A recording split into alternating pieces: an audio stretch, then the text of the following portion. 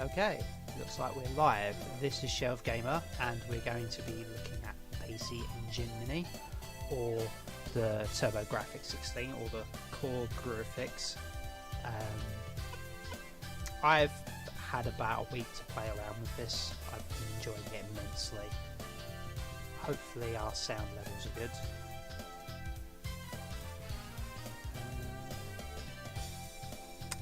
Hey there, Gagaman. Hopefully the sound levels are okay. Oh, hey, Barry. So this is going to be a bit off the cuff. Let's see how we go. I'll go through some of the settings first, see what full features we have. It's a wonderful. This is wonderful. M2 really pulled out the stops with this. The mic. Okay, cool. Do that. Okay, no, my mic is at maximum. Apparently, I cannot do that. I could turn the audio down a bit. How's this? Hey there, Payne. So going into settings, we've got obviously your usual display settings, different modes, full screen, pixel perfect, 8x7. Hey Cherry, cheers for all dropping in. Cool, brilliant, thank you. So yeah, we've got 4x3, 4x3, full screen, 8x7, 16x9, and the Turbo Express. You've also got CRT filter, but for the sake of the stream I won't put that on because it doesn't like CRT filters. Few different screensavers, you know. The menu design's a cool feature. You can obviously, this is based on the core graphics, but you can change it to the PC Engine if you wish. But apparently it didn't want to do that. Oh, that's because I'm in TurboGrafx mode, yeah. So if I go to PC Engine, it's all white. I have it in Core Graphics, which is sort of like their version of doing a dark mode, which is really cool. I like that. And you can choose to have PC Engine running around the screen or turn him off. So you can turn him off here and he isn't walking around the screen, but I like having him about. He makes me feel happy. So we'll go back to the TurboGrafx and have a quick look at some of the English games first. It's quite an extensive list. There's a few repeats in the Japanese version, but not as many as you think. There's still a lot of unique games. So if anyone has anything they'd like me to start with, I can just find something for now. So let's just start with Alien Crush, as it's the first game on the list. And someone important did this. I'm trying to remember who.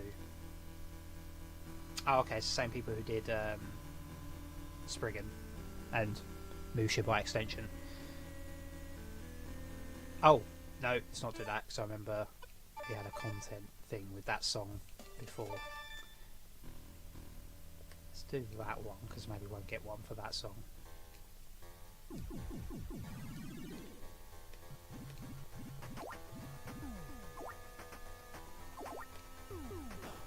Yeah, I will definitely do Blazing. I tell you what, we'll go out of this because it's pinball. It's a really good pinball game, but it is pinball.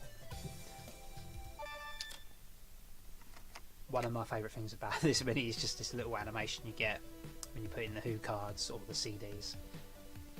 So yeah, Blazing Lazers. This is one of the launch games, I think, for the PC Engine Mini or the TurboGrafx 16 when it came out in America, and it was a licensed game in Japan for a manga / movie called Gunhead. It doesn't really retain any of that here. Yeah, the loading animation is fantastic. If you play PC Engine CD games, you get a little whirring noise from the CD going up as well.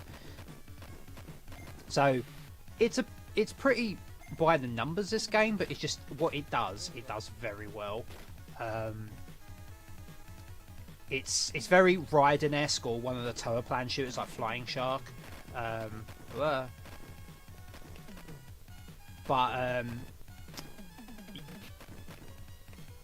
Yeah, I've done that. These are ordered by year, because it would have annoyed me otherwise. It's my favourite power up. But you'll find a thing with a lot of PC Engine shmups. They all seem to come like have designed the speed up function, which I thought was pretty unique to Thunder Force, but evidently not. You can just press select on most of his games to have a little change of speed, which is really great. It starts out fairly easy, this game, but it quickly becomes very hard. I got to the last level and it took me quite a while to beat the last level. You can power up by collecting the same power up again, but if you collect enough of these purple orbs, you'll also get a power up that way. It's quite generous with lives to begin with. Oh no, that was 4. Whoops. Oh well. Guess we're using 4 now. It's one of those games that it does what it does incredibly well, incredibly competently. I mean, you could make that argument for a lot of these games. I could probably say that about the PC Engine as a general statement, is competency.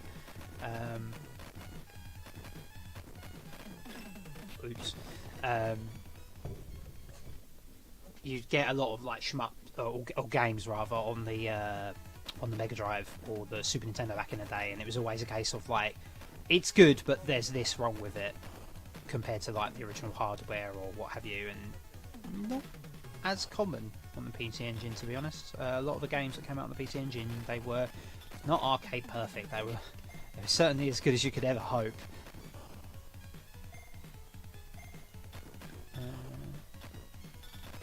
And sometimes they were better. I mean, if you take Gradius for example, while M2 did a bang-up job making their arcade version of it, it's probably on a technical level superior on the PC Engine as normal, but they've obviously made a specifically more arcade-looking one, I think, for the sake of people who really like the arcade version. Because there's a whole other level on the PC Engine version of the game. Yeah, really good. Like this game. I it was one of those games that I picked up and I was like, I'm trying to have a little bit of a play on every game, and then suddenly like knee deep into this one. So you see here, you shoot this power up enough, it takes a while. And it will eventually turn into that. And what that does is, now if I die, my lives will turn as a gold icon now. So if I die, I'll instantly respawn instead of going back like I did earlier. So that's really handy. I can see you through some tricky boss fights. So let's just get myself killed when my shield runs out. I'll get points for that. That's quite cool. And I'll respawn instantly as opposed to going back. Quite a cool feature. Alright, let's see. So R-types are really good. Really good. Paul, I mean, if you think that this came out around the same time as the Sega Master System version, I think, these leagues ahead. This is almost arcade perfect. Just slightly brighter colour palette. That's about it. Shame it's R-Type though, and R-Type hates me. I am not good at this game. There's my force. Give me that. Because I know it was one of those things. It was like, if you had a NES, you played Gradius, and if you had a Master System, you had your port of R-Type. I prefer Gradius. Gotta be said, but that's only because this game is just brutally hard. Whoosh.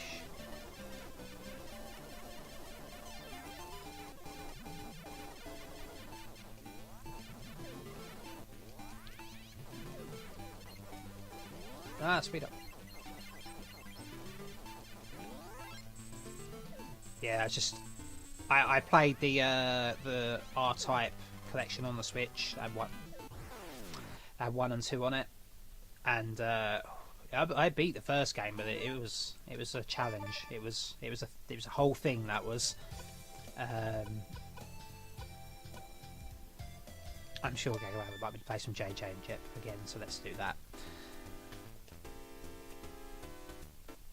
So this was a localized version of the game. I'm not sure what it's called in Japanese, but it was based on some Japanese celebrities and lots of toilet humour, weird platformer. It's one of those things. Nice big sprites. That's something that was the PC Engine was quite well known for. Good me. That's good.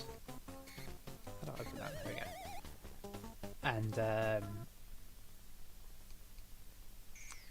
I'm not very good at it. I haven't played it too much, to be fair, but I don't know if this is for me, this game, but I'm sure there are people who love it. It's a bit weird. I mean, is this Adventure Island or something? Even the rocks hate me. Oh, I didn't know I could punch through those. So it was heavily censored when released overseas. So I think a lot of the toilet humour was removed. It's not too subtle. You can sort of tell, I guess, when you think about it a little bit. What does that do? Just there to hate me. Yeah. So. Ooh.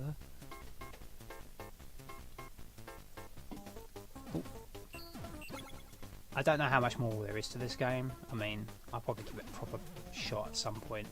Whoa. He's just there to get your nerves. I think he's just upset that I didn't pick him.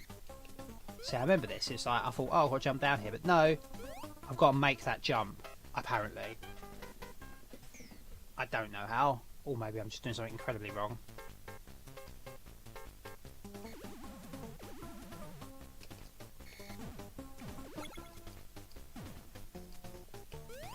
Is there like a thing I've got to do? I don't know how you make that jump, to be honest. I just have no idea. So that's JJ and Jeff. I think this will be something that Murray might get a kick out of.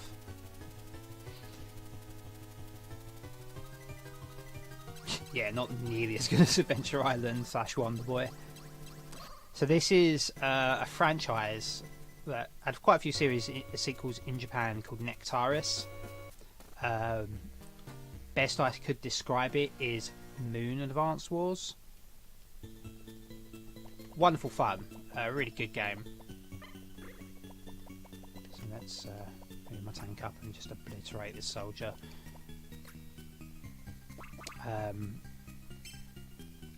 Obviously this came out after Famicom Wars, I'm assuming, so it's not like it's completely original or anything, but you know, it does what it does quite well. Later on in the game you do get like factories, so you can sort of get your own units and stuff, and it has a 2-player mode, so you can do head to head. It's pretty cool. It's not very clunky. It has a thing where like if units are sort of bunched together, they get buffs, so it's advantageous to sort of stagger your units a bit, so they can sort of gain the benefit. So that my tanks are slightly stronger than his because I've got some tanks next to mine.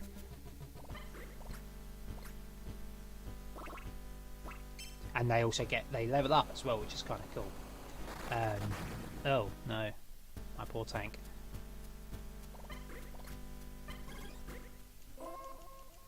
So we'll pull him back. They can recover on certain missions, but not one so early as this, unfortunately.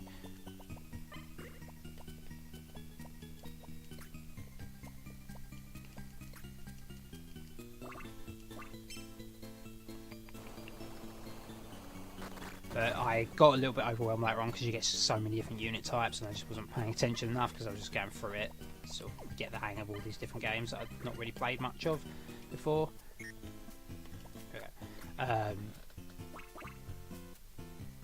But yeah, it's really solid. Uses passwords, but they're quite easy passwords. They're just like the name of the next map. Neutopia is a shameless Zelda clone. Not necessarily in a bad way. So this is a file I had earlier. Oh, I got my life back. Didn't know that happened if you restarted your game.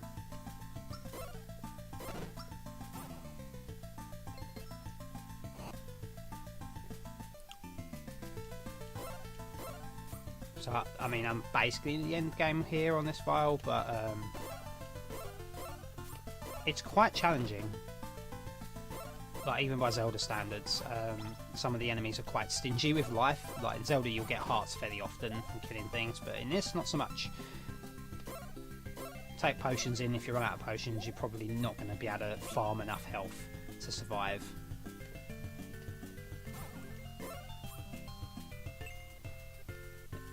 It's got the sequel on here as well. I've not played that, but apparently it adds 6-way attacks, which, you know, that could be quite a nice improvement.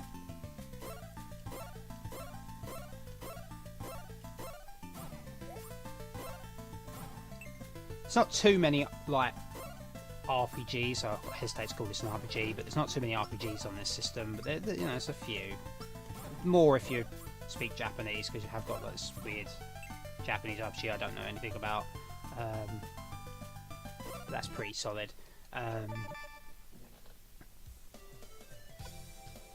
This game I got on really well with. I really loved Ninja Spirit.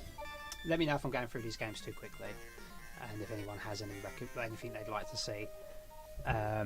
PC Engine mode and arcade mode, what it does is change from having one hit kills or a certain amount of hits. Like this was like PC Engine's answer to Shinobi, I guess, or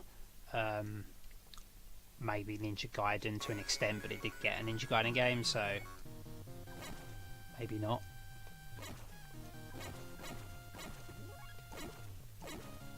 But I really enjoyed this game.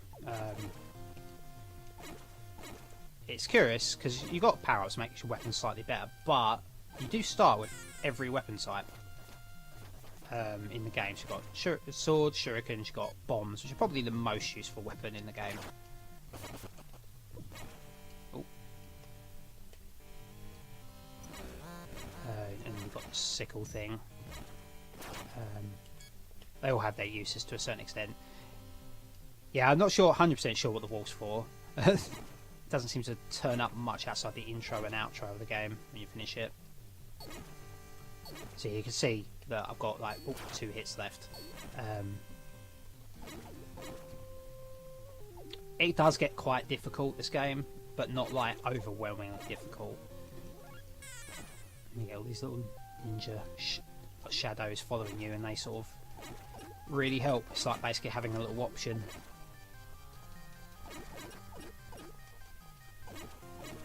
But only you are a target, so those other ones, they're quite good to just sort of stand around and get hit. No way to restore life as far as I know. That's probably because in the arcade version you did have the one-hit kills.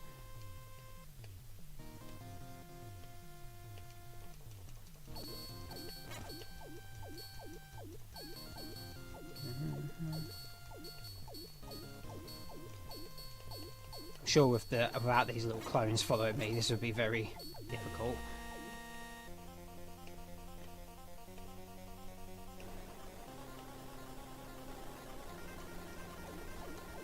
I think it's written in the Legend of Kage series. Don't quote me on that.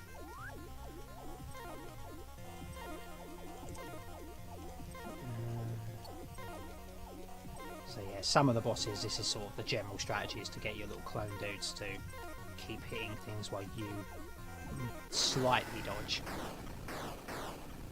Yeah, I don't know what you'd call this. Like, it's not really a run and gun as such, but it has that run and gun feel, if you know what I mean. You're always moving.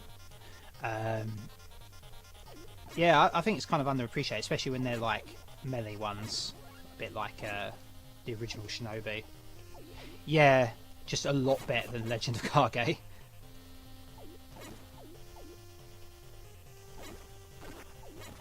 This might be one of those sort of standout games on the PC Engine. It's like one of those games that everyone should own if they got a PC Engine or TurboGrafx.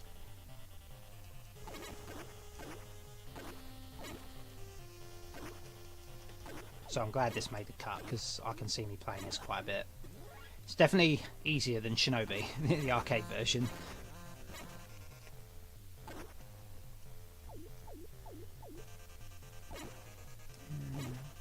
There is some BS stuff in it, and I think if I were playing that in the arcade, I probably would have got quite annoyed with it. But it's fairly minor. The last area has this just like death pit of ninjas flying up that will insta-kill you. So you have to find the right spot to sit. It's a bit shit. Let's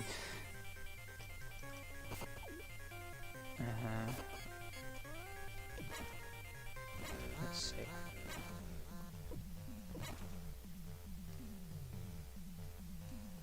I can see me coming back to this quite often.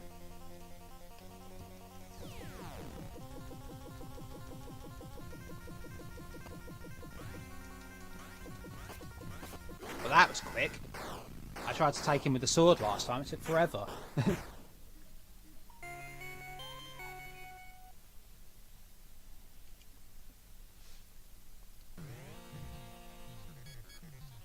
So I guess it's like, it's a hard game if you don't know what weapon to use. If you're not fully powered up. I mean, like, when you've got like 3 of these things throwing shurikens, you're basically like moving death. Oh, and dead. So yeah, Ninja Spirit, fantastic. I mean, I can see me going back to that fairly often. Psychosis is great. I think I spoke about this on the podcast yesterday. It's a game where you sort of go into your subconscious and sort of wheel yourself as a little ship.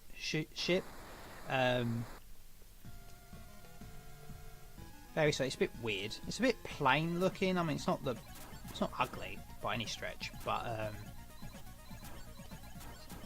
it's probably not the best looking shmup on the system. But you know,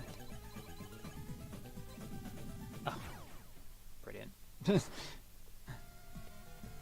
Yeah, quite like this. I played through this as well, and once you get your options, it's not that hard. But without your options, this game's fairly difficult.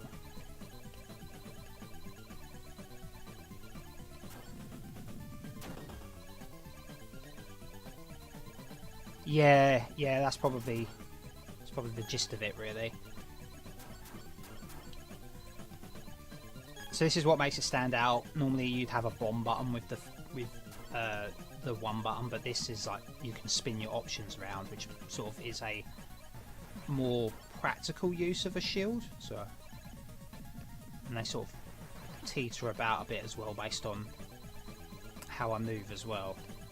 So I can use them as a pretty solid weapon as well, like that. I think that's what makes this game fun. It's just the option manipulation. That was close.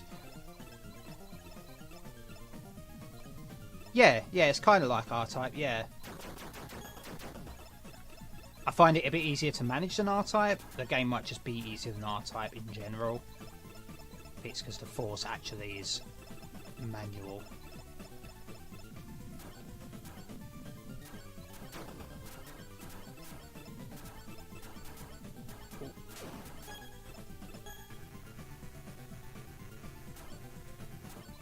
So yeah, there's several power-ups, so mostly affect the options, but the levels start out pretty standard, but they get kind of weird later on. I haven't played Hazard Battle, no, I don't even think I've even heard of it. Huh.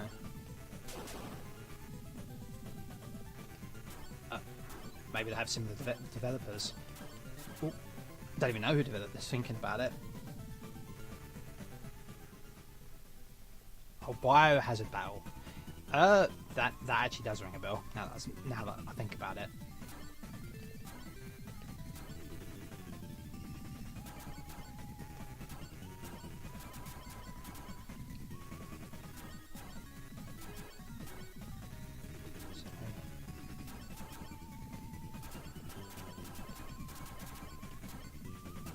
There we go.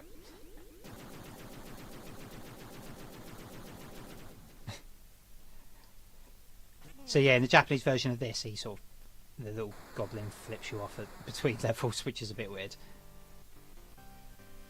But yeah, it's not too difficult, this game. It has its moments. Mostly just being underpowered when you die. But good. I mean, we looked at Space Harrier, but we'll look at Space Harrier again. Good port for its time, if you consider that the only home port you would have been getting would have been the Master System or the NES. Game audio up a bit, sure thing. How's that? Let me know if it needs to be more or less.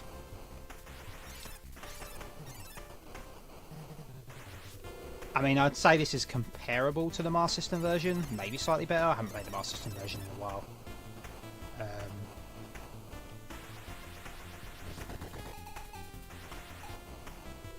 Brilliant, thank you.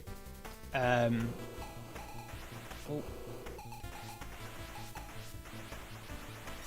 The biggest issue with this, I think it has a lot of like bit crunch when the sound of like the voice clips play. I guess it comes from being an early Who card release. Way better than the Master System. I barely played the Master System version, but I remember the Master System version I think being better than the NES version, but that's not necessarily saying a lot. For this, it's just like, I don't know, the hit detection feels a bit off, or maybe I feel like I moved too quickly. I don't know. Maybe I'm just spoiled by M2 Sega Ages release.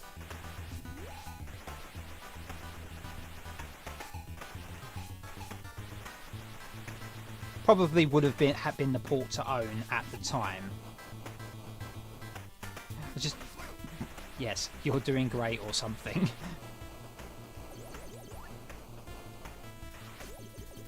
Yeah, I would love to have seen Space Fantasy Zone on here. I just love like the lives, like the sort of low effort pixels from my lives of the Harrier. They call this game Space Harrier, but there's not a whole lot of space in it, is there? Or any?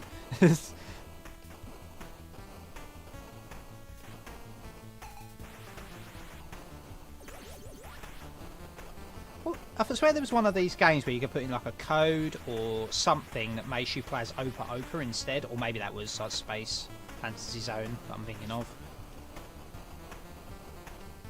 Don't know. Pretty solid all the same.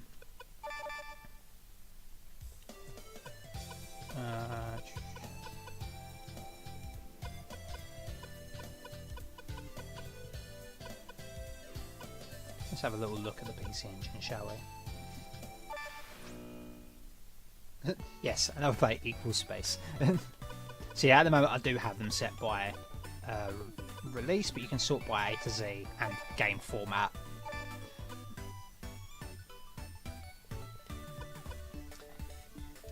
I guess we'll play a bit of China Warrior, shall we?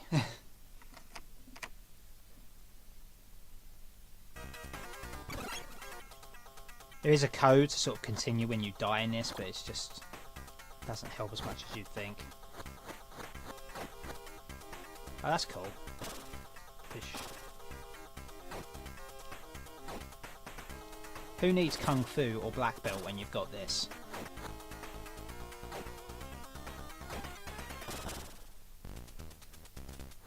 I mean, it is fun in its own way, you know, I don't think it's that bad. As far as one of these sort of like mindless scrolling punch 'em ups, if you want to call them that, goes, it's probably one of the better ones.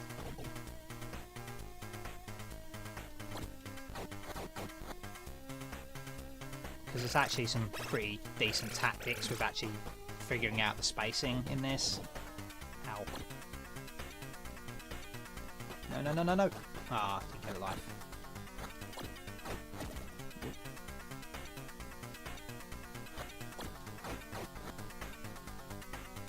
Let's see if we can beat this guy up.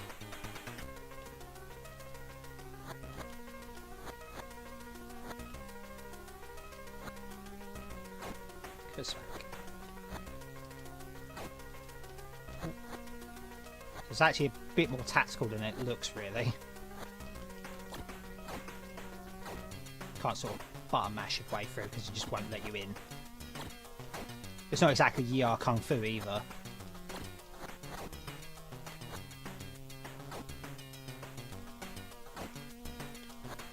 Ah. Oh no! Yeah, well, yeah.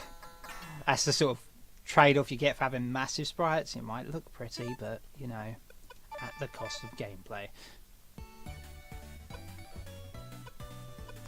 I'd love to be able to play this like just say Ken Necromancer, but just it's not going to happen. So Fantasy Zone does have an enhanced version by M2. I'll put on the standard version and maybe we can do a little comparison.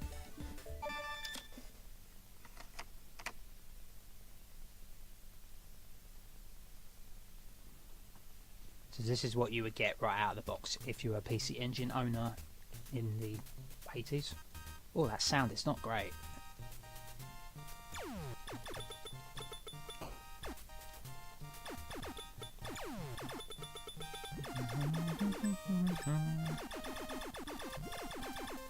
I can see why they upgraded this one. That, and they're probably fairly intimate with the engine at this point after doing the Aegis version several times.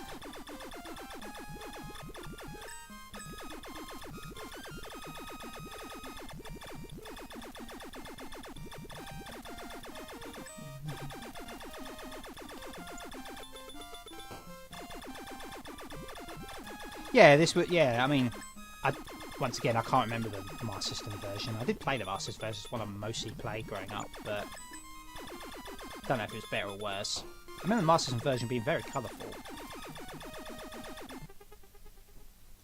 Brilliant. There's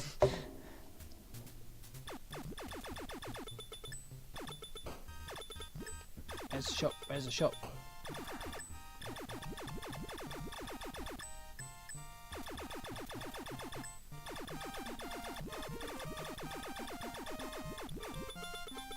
It's weird because sound was sort of one of the things that the PC Engine was pretty dang good at for its time.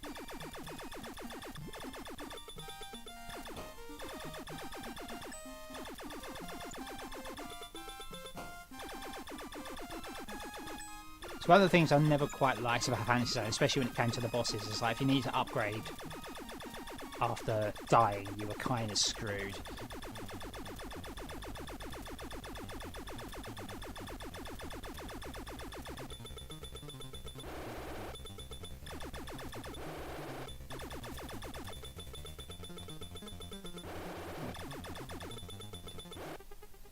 Yeah. So we'll compare this to the upgraded version, just to sort of.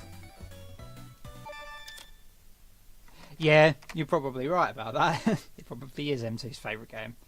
So this is the enhanced version. You can see really there's a huge improvement. Even though Propa's windscreen has a little bit of shading on it. Light.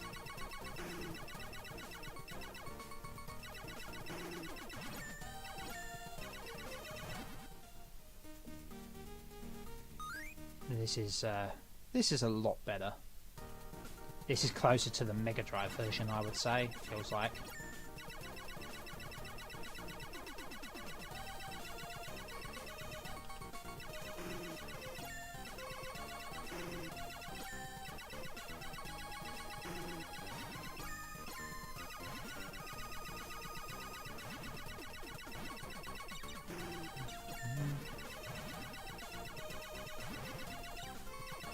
Not particularly good at Fantasy Zone. I've never beaten it. I can always get killed by the bloody snowman boss. That thing can go to hell.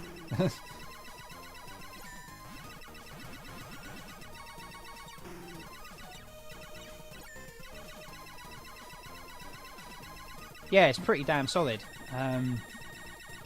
Because I guess they sort of had this. Technically, they can mess around with the CD sound if they wanted to, or I don't know whether they tried to stay true to the sound card that was on a PC Engine, because this is technically a Who card, but they could have just used CD sound, because we knew that later PC Engine games could do that.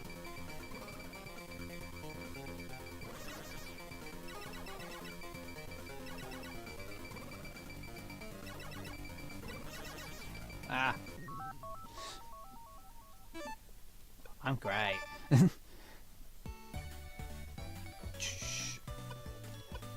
I find that most of my time is spent on the Japanese part of the PC Engine. So yeah, we've got Dragon, Spirit. So we've got a few copy games here like Dungeon Explorer and Nectaris.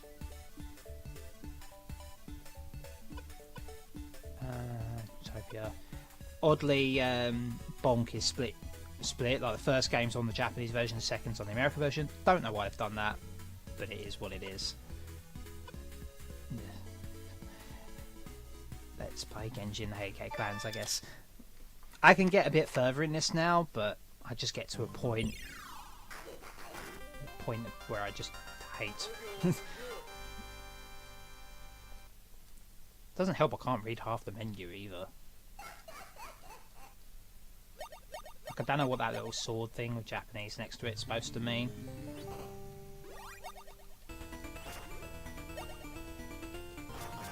Power-ups don't last very long either. Don't know why. They're very stingy.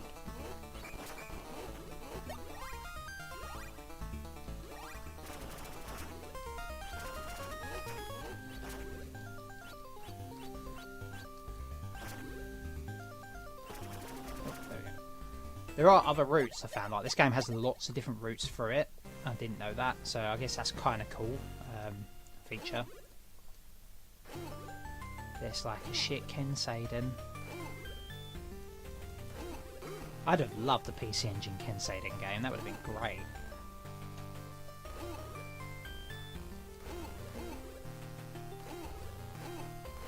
Yeah. I ain't gonna lie. It's the only reason I know what this thing is.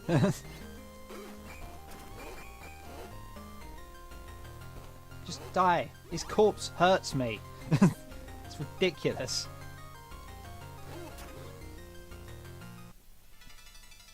I think everyone has those games they had as a kid that they bought and were just too hard, but they just force themselves to kind of like it, even though it's really not good. I think like Harrier from High School Girl probably is the same, where he's just like, he probably doesn't like this game as much as he thinks he does. I don't like this game as much as he thinks he does. And dead. It's certainly a thing that came out and cost money.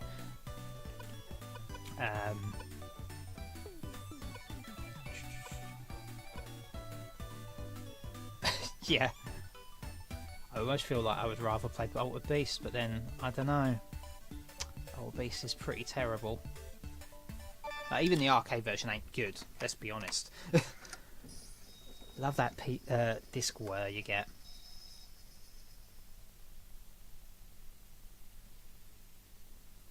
This is definitely one of the standouts in the shmup library. Like, I'd say there's a few games, depending on what sort of takes your fancy, what you're going in for this for. Like, obviously Gradius and all that's great, but and they are great games. But like in terms of like pushing the hardware, this is great. So is Star Parodier and any of the Super CD games, basically. So yeah, this is made by Compile, the same people who made the Aleste series.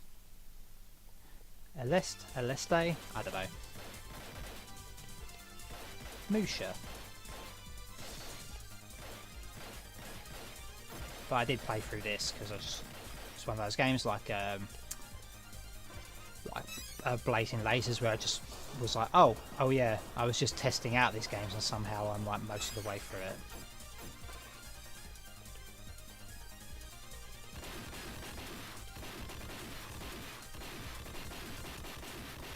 But I really do wish we got Musha on the Mega Drive Mini over here. I feel like that was just really dumb not for them not to put it on over here.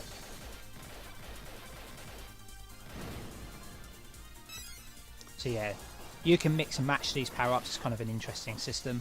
I guess this is like a more advanced version of what you can do in Gunstar Heroes. You leave the the game running, and it sort of goes into a little attract mode, and it sort of goes through every single power up and what combination, what it does. There's a lot. So if you think about 3 different power ups, each of them has a different stage in different combinations with the different colours. That's a lot of like variety in power ups. But you can, like, if you're holding the shoot button, I don't think you have to be holding the shoot button. If you press the bomb button, you just throw out one of these magical power-ups as a bomb, which is good if you're like, there's one on the screen anyway, so you can just get a sort of free bit of damage going out there, so that's kind of cool.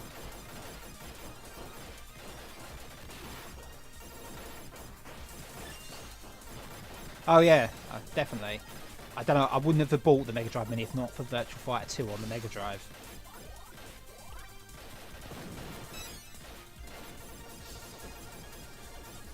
I don't know what their obsession with that is, to be honest. I just don't get it. It wasn't a good game when it came out.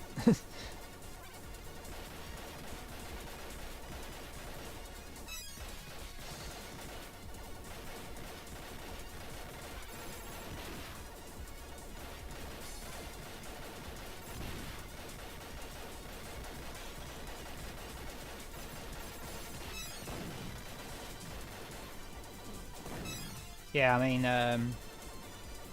there are a lot of games I like on there, and I get that they've made so many different collections of Mega Drive games. It's sort of hard to do anything new now, but like Musha is new. That hasn't been put on any of these yet.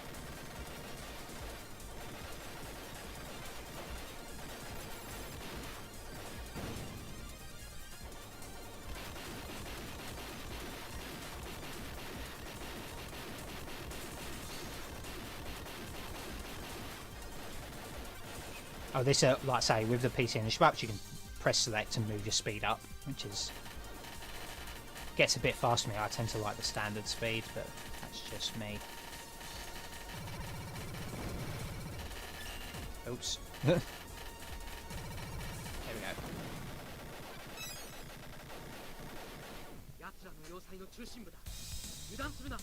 And like, you do get these little cutscenes, a bit of voice acting between stages. It's kind of cool. I don't know what's going on. I'm sure it's lovely though.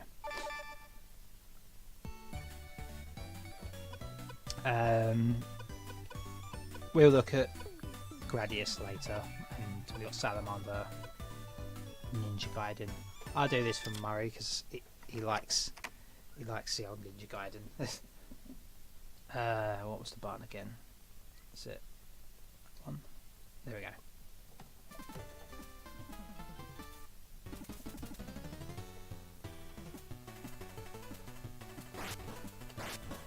Say very good port. I just question that parallax. It's just I don't understand.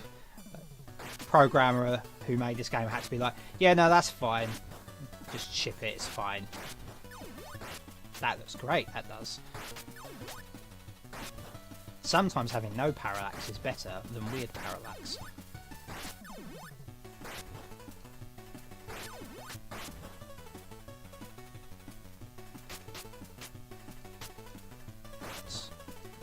I'm doing quite well here, that's surprising.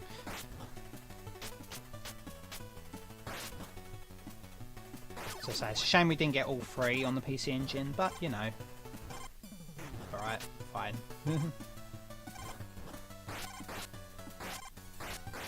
Yep, does not make my head hurt at all. Oh, Christ.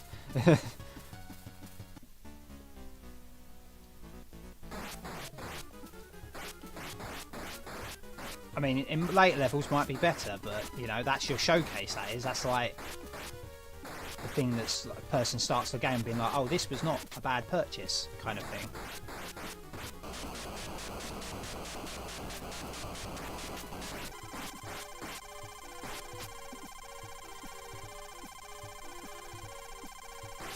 Ooh, speed up the points if it takes this long. Okay. It's, you know, it's Ninja Gaiden. Can't go too far wrong with that.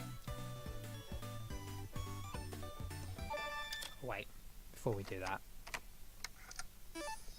I'll show some of the interesting features you get. If you because when you had the PC Engine CD, you had to put in a special Who card for BIOS to run the CD, and then different versions of it. And if you put the wrong one in, you would often get told off by the game. I don't know what games use it because it's like 2.1 version. Don't know if there's any versions that use that, but it's the 3.0 it uses for this one.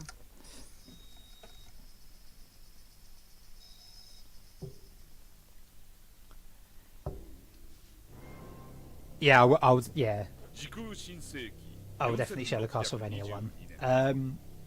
I thought that this was part of the Parodier series. Apparently not. This is just Hudson's take on the Parodier's format.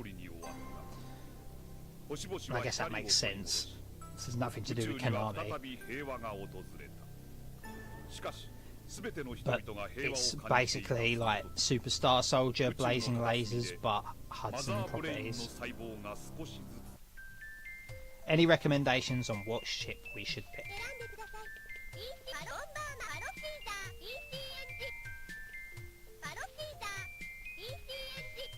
Do you play as the PC Engine maybe? I don't know.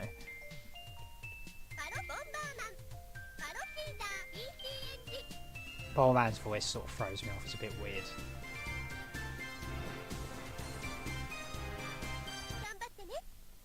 Who plays PC Engine?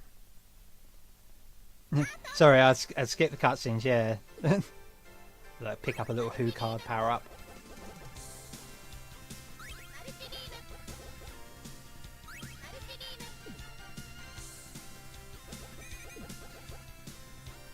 So yeah, as you can probably imagine, every single character has their own like power up sprite. So like Bomberman, it has like the bomb increase ones and such.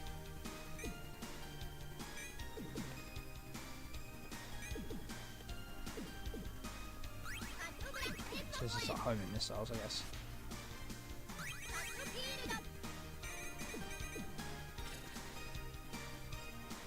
Oh look, it's got the little the attachment on the back that gives you save files. That's cool.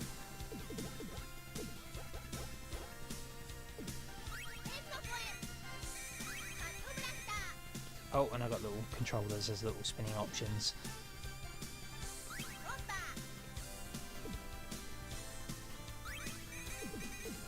Oh, this game, this is so good, this game.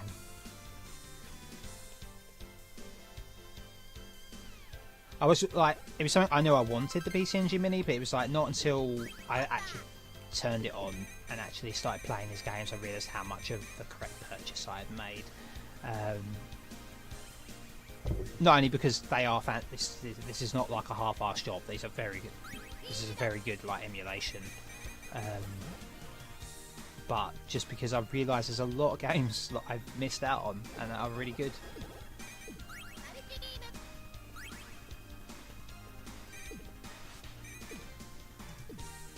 There's certain genres as well, so I played shmups, but I was never really like... I was never super knowledgeable about them, and this has kind of expanded that knowledge a bit. All it says to me is it sucks if you lived in a power region and you couldn't have a PC Engine back then, or a TurboGrafx. At least if you lived in America, you would have known this existed. It's not region free, I don't think. I think you do need to have like a converter, but I think it's a pretty simple job of converting it back in the day.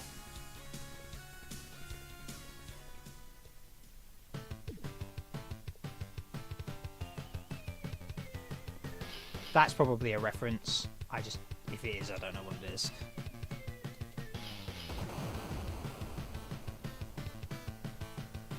Yeah, exactly. I think a lot of people think of the Sega Saturn, they just think of it as the system that failed.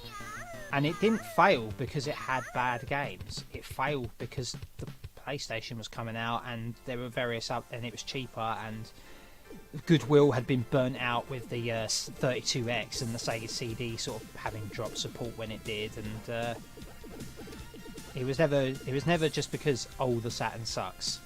It wasn't a shit console by any metric. It's the same thing with the Dreamcast. You can't say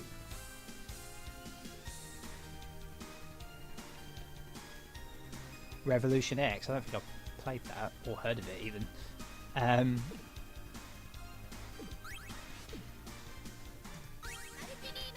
Yeah, it's you know, like the Dreamcast. It's like I remember when like the PS2 was coming out, and soon after that's launched, everyone was saying about, oh, the Dreamcast is terrible, and it's like, well no, the Dreamcast is great. It's just there was just something out there that was obviously going to sell better. You were not hurt. You were not suffering for games on the Dreamcast. I'm lucky for I've not played Revolution X. Well, I don't know, maybe I'll look it up now that you've told me what it is.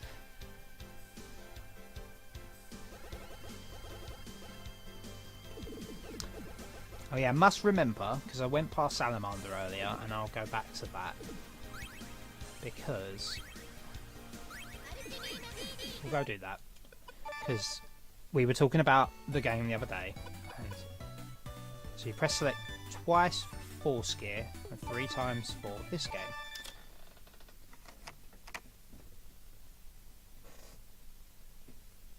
Oh, it's a Konami logo. My favourite one. Konami! Because I know this is something we've covered on the channel before, to some extent. I don't know what these options mean, so we just go with the first one.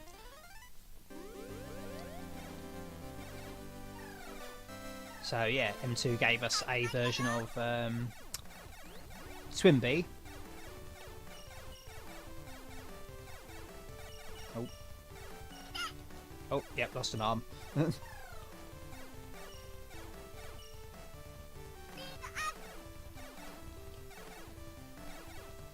Exactly. Quality of the Dreamcast didn't come into it. It was just wasn't about that at that point. What were you gonna buy? You know, like, were you gonna buy the system that made the Saturn or the one that made the phenomenally popular PlayStation? You know. I mean, yeah, I bought a Dreamcast, but you know, I never had a Saturn, so I wasn't burned by that. I'm really good at Twinbee, apparently. This isn't a straight port of the arcade version, because this is different.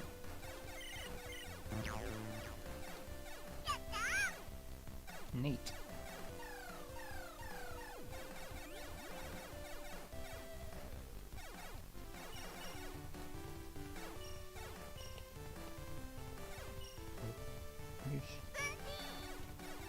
That's my options. I'm really bad at sort of like getting my power-ups in this series. There we go. Don't know what that did.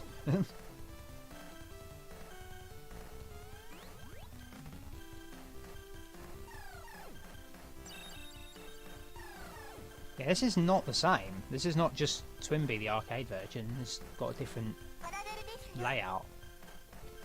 That's cool. I might have to look into this. I don't know if this was like originally released on the PC Engine, and this is, or whether M2 did their own thing with it. But hey, it's a hidden game. So this game is yeah, you might be right about that actually. So this was a mini game that was in the game Tokimeki Memorial, which is a dating sim, I think.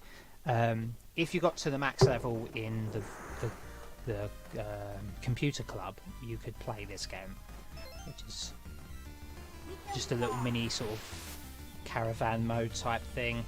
A bit like what's it called? Spriggan Mark II. It has some little Gradius references there with the shield.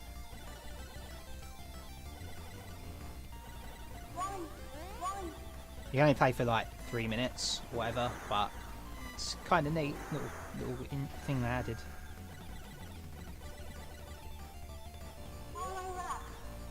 Yeah, exactly. This is the thing. It's like people worried that when they found out that this was in the PC Engine Mini, people were worried about the localized version of it, of core graphics and turbo graphics, because Tokimeki Memorial was one of the games removed, but they just shifted over the code to Salamander, so it's fine. And we get the better game. Because they don't even, like, they get Tokimeki Memorial, great, I suppose. I mean, it might be a great game, I don't know. But we get Salamander plus M2 just for the Western market, made a better version of Salamander for us as well, which is something Japan didn't even get.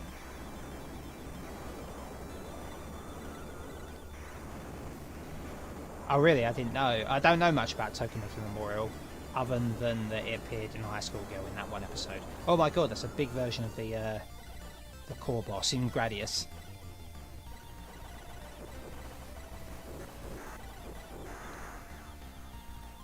Ah, that'd give you enough time to kill it.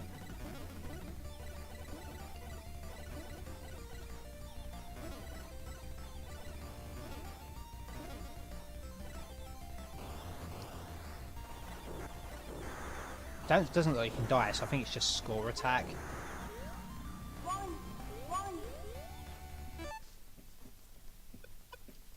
Oh yeah. I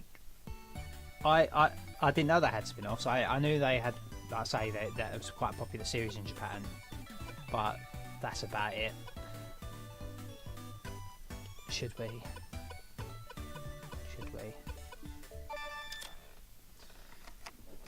So this was a Super System card game.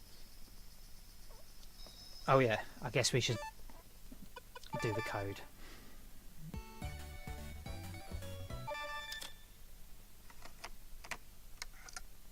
Yeah. I guess it's one of those things that's not always easy to talk about, so this is when you put in the wrong code on this version.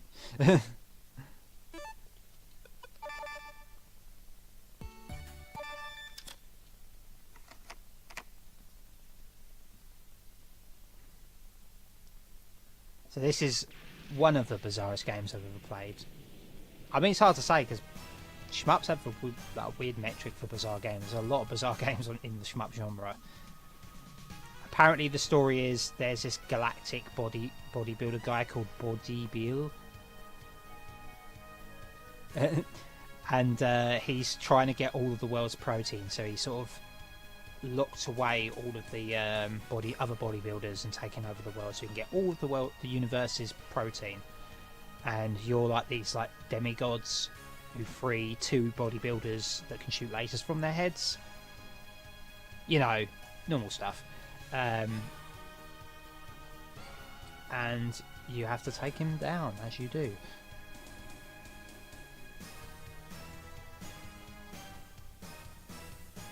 So they're super grateful that we freed them. So you've got 2 playable characters. The girl apparently has more of a spread shot, and the male has the manly beam.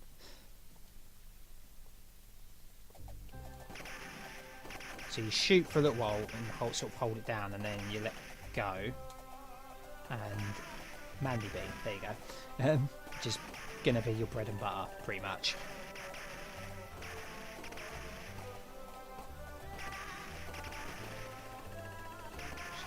Protein. Oh, was it? Oh, okay. That makes more sense. I wonder if it's a full version of it then, because it'd be nice.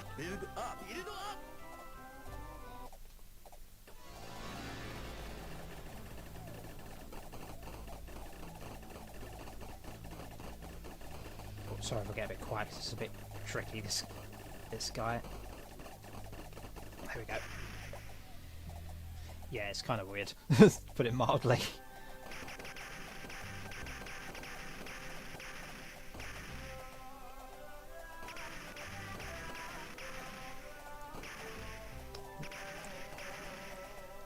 I think Thomas is stage 3, so we'll see what we can do.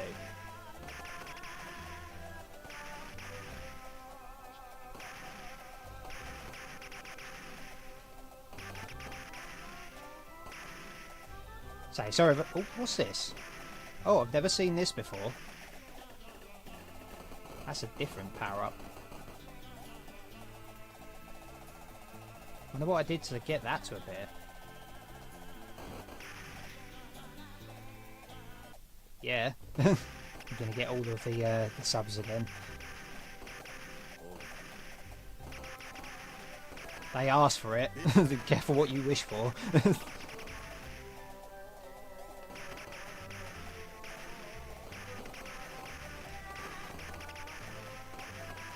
I seriously have no idea how I made this guy appear. The problem with this game is it's hard to find information about it because it's only really the later games that people talk about, like Cho Aniki, which would have been nice to have on this game because Cho Aniki's weird. Like, it uses Street Fighter commands as a shmup. Oh, good job, B. Brilliant. 10 out of 10.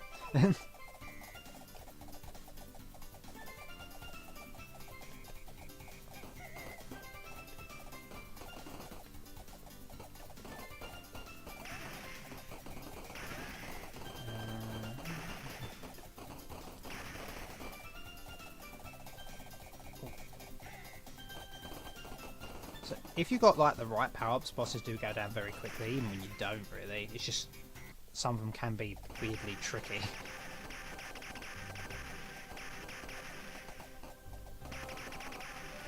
It's not the hardest shmup I've ever played. I thought it would be harder, but it's more just weird than anything, but it's fun.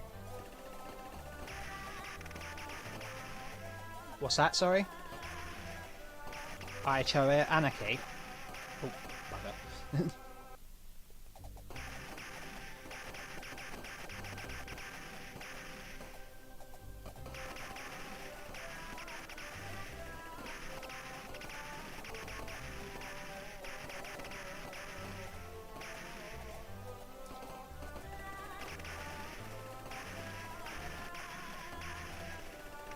Sorry if I'm just looking off the screen at the moment because this is a bit intense.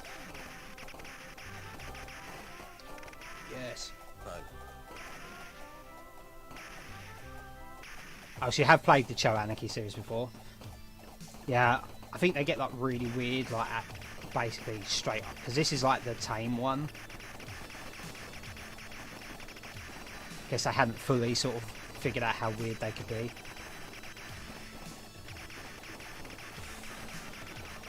There you go.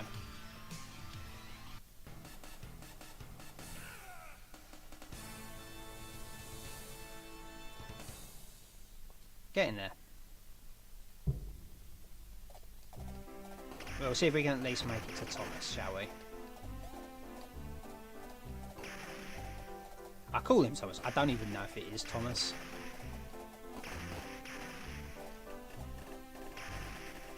Oh, okay. I know of that game. Oh no, that's the other thing about the this game is like your options have health. They can and will die, and you feel bad.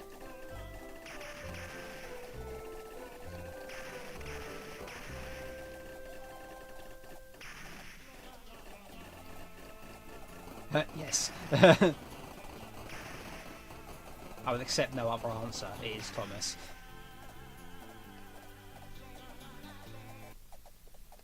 So once again, like every shmup on the PC Engine, you can change your speed with select. It's quite what's the word? It's quite a forgiving game in that you have infinite continues, and it just puts you back at the start of the level. It's more like a sort of skill check to see if you can make it to through 3 bosses in a row. So I got to what I assume is the last boss, and it can go to hell.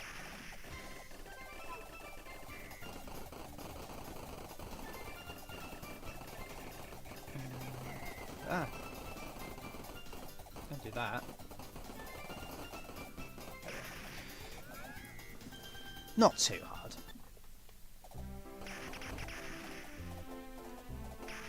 I found like it's probably best not to be afraid to use your bombs because like you know you got infinite continues, so you can get your bombs back. I don't think you can pick up more though. I feel like frees you a lot.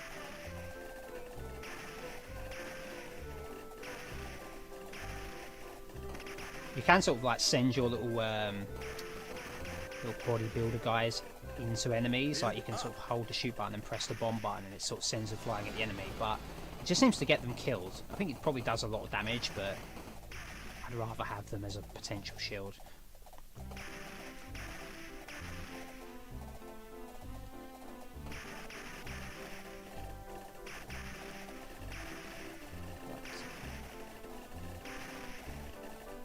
Is it not? Oh dear. Not really entirely related, but one of the issues with the PC Engine is, yes, it had a 16-bit GPU, but it had a lot of flicker on some games. Like it just, the sprite limit was still like an 8-bit sprite limit, and that might be because of the 8-bit CPU. I hate this boss. I'm not really sure how to kill the last part of it that well.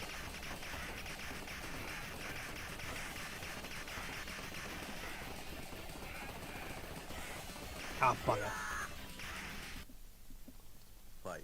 Okay, we're gonna have to do that again. Sorry.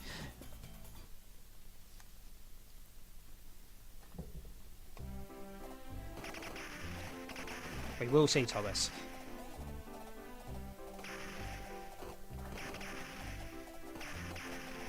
Probably not what people expect when they click on a PC Engine stream.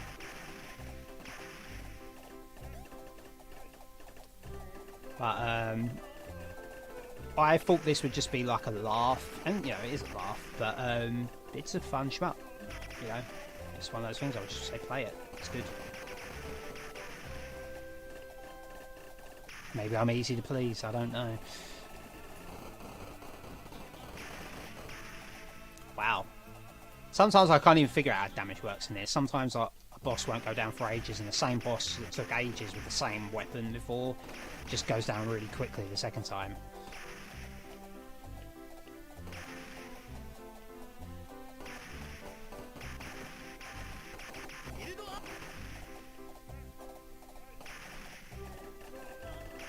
I don't really know what collecting those little, like, I think it's supposed to be like protein does.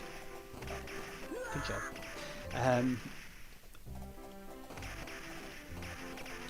Whether it sort of like powers your beam up, or whether it makes the bodybuilders appear.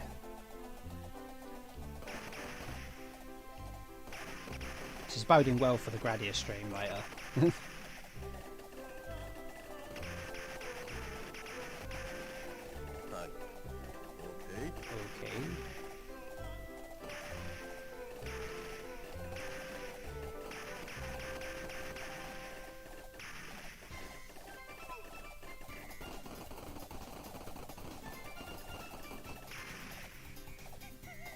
Nice. It's like it feels sorry for me sometimes.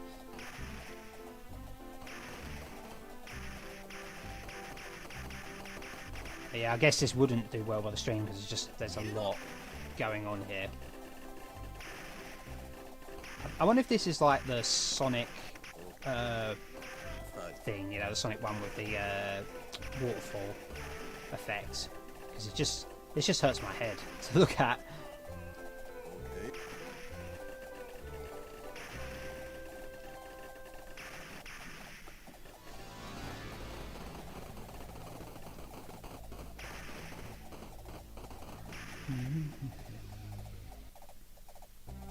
Sometimes bosses are pathetic, sometimes they're annoying.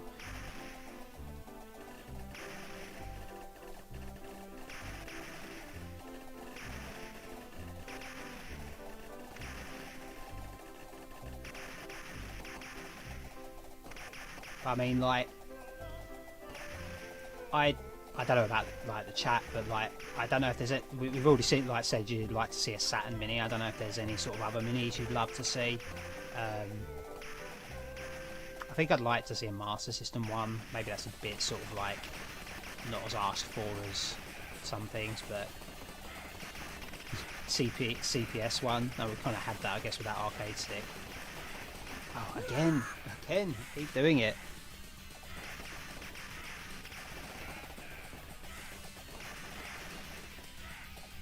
There we go.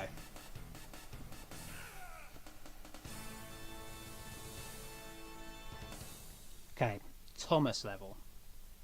MSX Mini. MSX2 Mini would be great. But I'd like to have an MSX Mini, the first one, because I'd love to play Space Mambo on it. That'd be cool.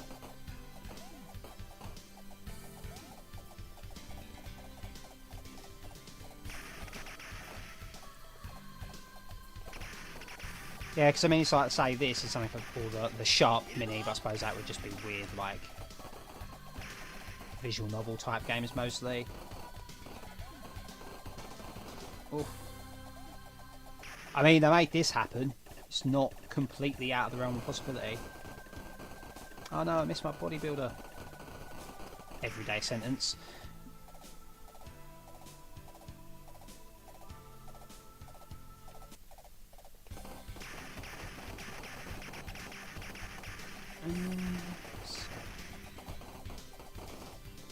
Trying to think of consoles, I'm just drawing a blank now. I'd like to see a good PlayStation Mini.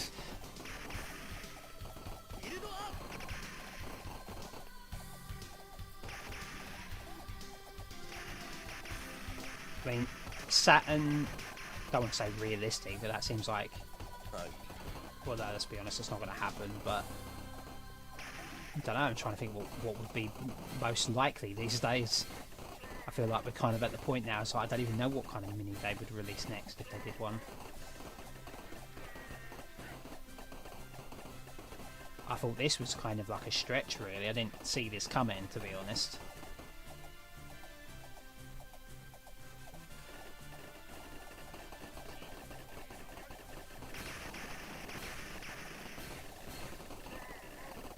Ah, bugger. Yeah, N64 Mini. I mean, that might be the next one. Somehow I just feel like, I don't know, they've got Nintendo can emulate N64, they've done it on the Wii and everything, so the hardware exists.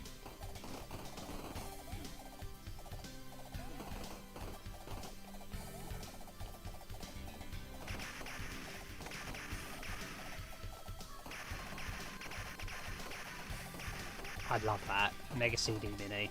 It's just something I think they should have done anyway. Just had some Mega CD games on there. Why the hell not?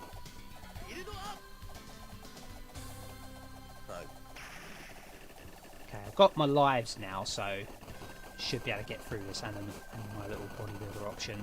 So should get to Thomas this time.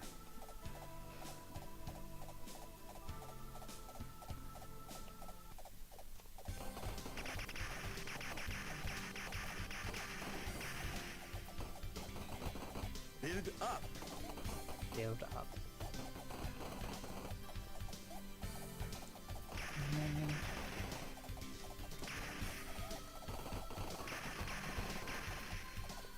It's one of those things. I'm sure there are consoles where I'm just like not thinking about it, but probably something that's just really sort of duh, you know. Whew, that was close.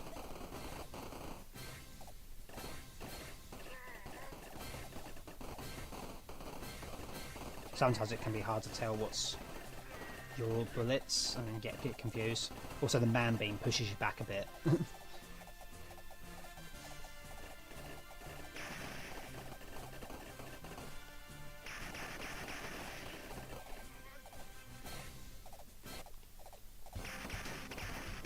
That's the problem, isn't it? It's like, who's going to buy an MSX Mini, you know, or something like that? I say I think N64 is like the most realistic one. Okay. Not only because Nintendo had some experience with that, but also because it just makes sense. There's a decent chunk of games on there that people remember fondly. But the only thing you're not going to get on there is Perfect Dark and GoldenEye at this point.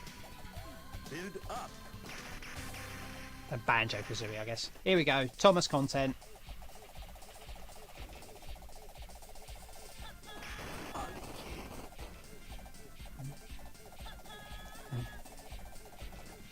There we go. There goes Buff Thomas.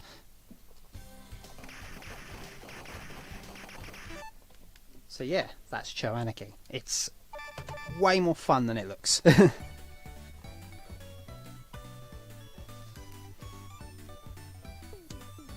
I will go and beat it one day.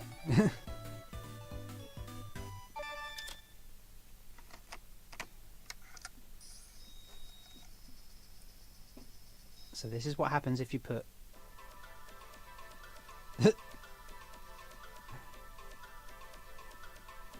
Thomas got into the protein.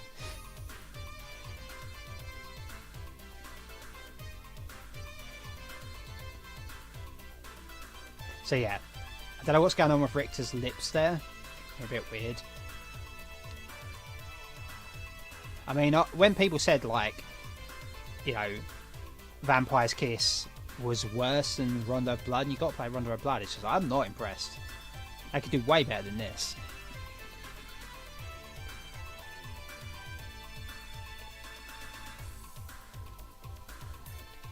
It's not very long, but it's fun, you know. It's just these little things that people do. Makes it a bit of a laugh. I wish more were interactive. It's like the only interactive one, I think.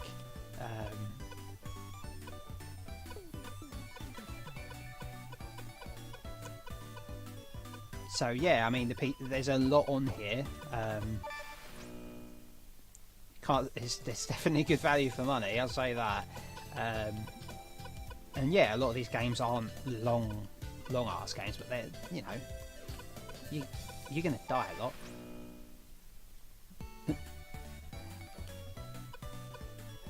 What's that? No way.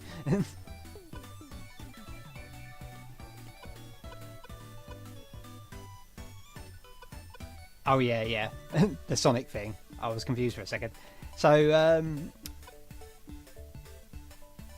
any I haven't tried yet. Oh, other than stuff that is like impenetrable, like Snatcher, you know. I haven't, and like I don't know how to play that, but like I don't think I've played Showman 2 yet. So I guess we could give that a bash. Well, see, there's a lot of games I haven't played at length because I just haven't had the time to put time into like Ys, for example, but I will.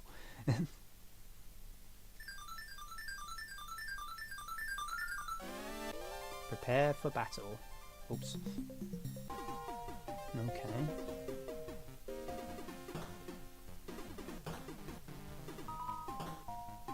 So...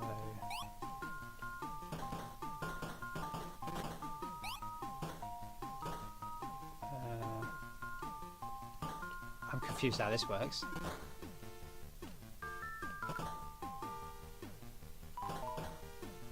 How does this work? How do I... Oh, I can move them around. Okay. I get you. Okay, that's a lot easier than I thought it was.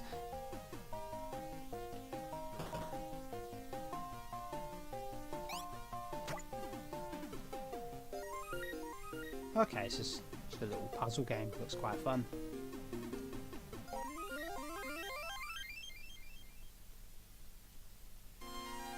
I dig it. You can clear these bozos quickly.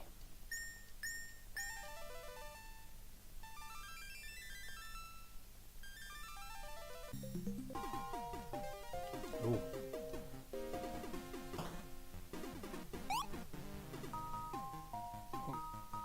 No. That way.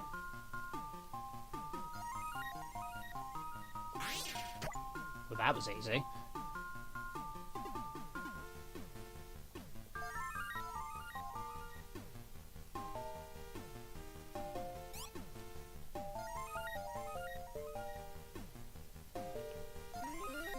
This is kind of neat. I can see this getting bloody confusing later on.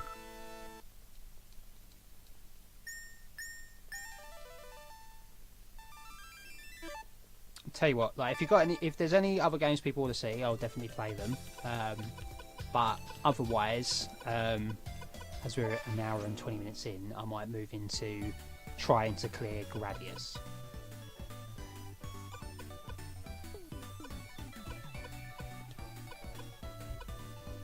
It's all very solid games on here, though, I must say. Like, there's outside the ones with the language barrier, there's not really been anything that have been a massive dud.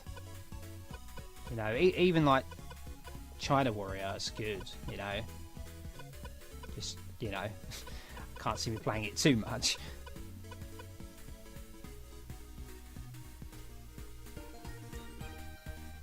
Right.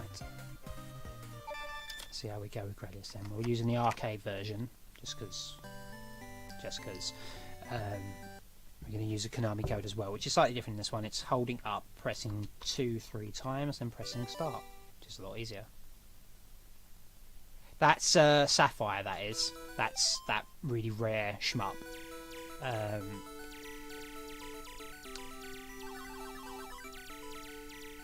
It's I haven't played it too much. It's alright. I think it's one of those games it's rare, so everyone talks about it, but I don't think it's necessarily that great.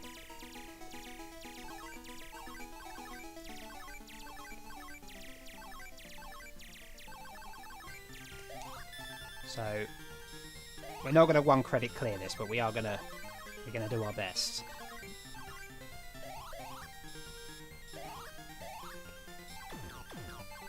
Oh, bugger! Didn't mean to do that.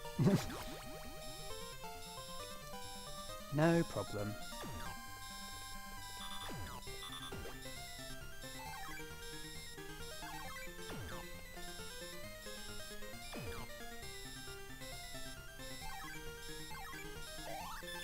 Missile upgrade, that'll help. If we can get at least one option, that would be nice. Stupid me, got the shield too early.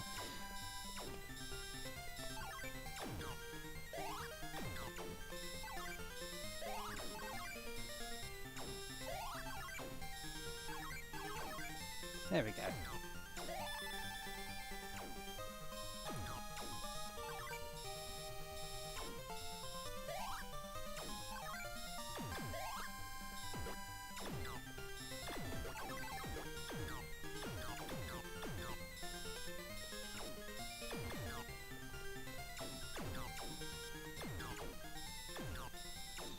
We got two options. Nice.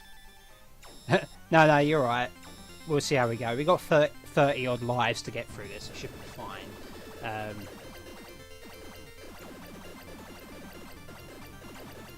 I'll just, you know, I've been playing it quite a bit lately, so I should be fairly practiced at it. Famous last words.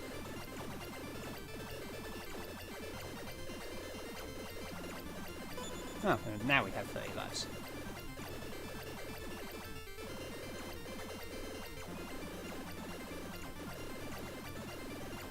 I've played the arcade version a fair bit in the past. It looks like it feels almost identical if it isn't completely identical, so this might be the best sort of arcadey version that they've done out of the lot of them. Now, it might be something to do with it being a Konami property, and maybe N2 got access to like the source code or something. I don't know if they still have the source code for Gradius, but, you know.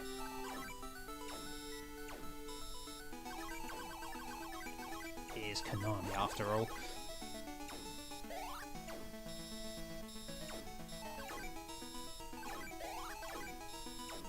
So this still not too difficult at this point, in theory.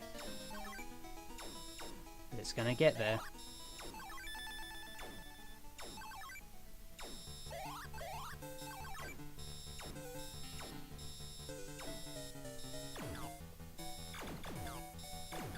So, kind of lasers are kind of a must on this level. I mean, just shooting all of the individual little shield things, membranes.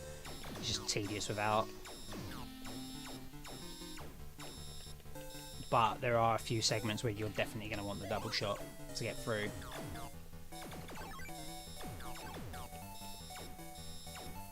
But okay, doing okay so far.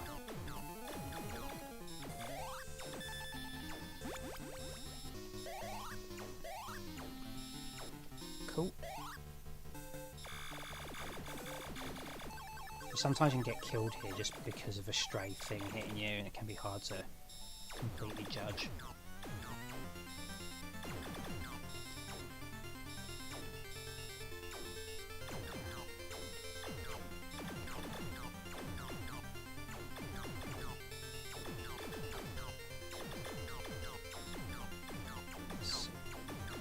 When you on your second loop, this can get quite a bit tedious because they shoot at you as well, because I needed that in my life.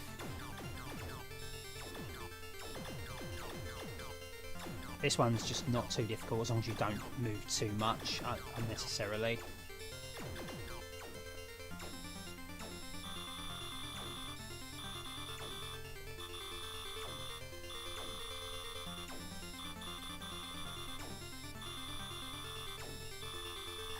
There we go.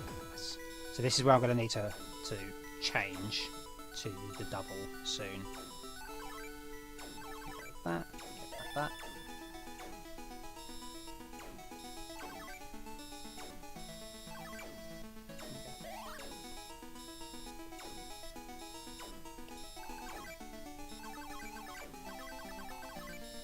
Oh no! Oh no! What did I do? Should have just picked the double. Stop being stupid. Oh well. It's not impossible without.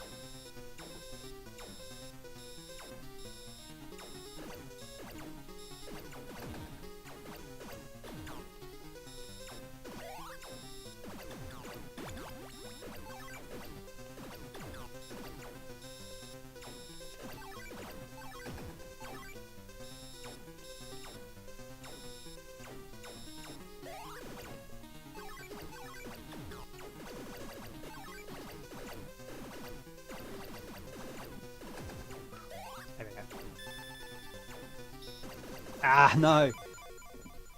Typical. Always lose my life here.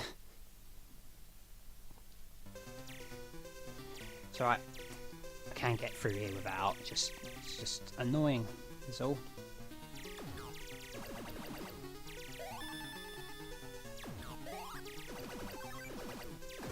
That's probably for the best. Now I can start with a speed up at least.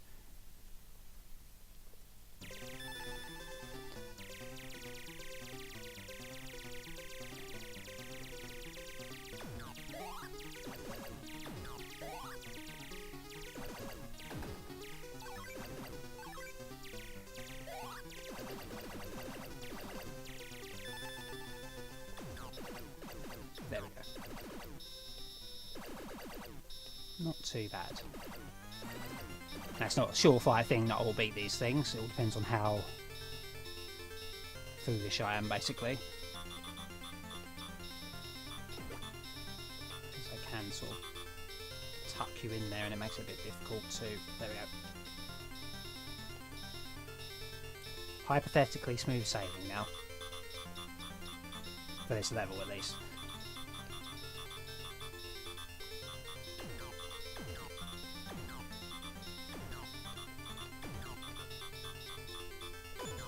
There we go. Cool. Cool, cool.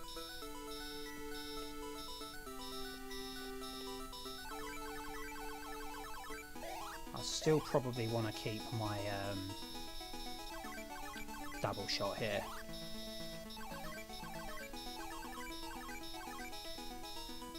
Cheers.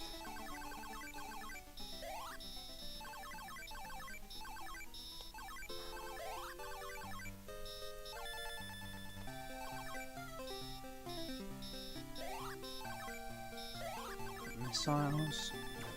Not too bad. Not too bad at all.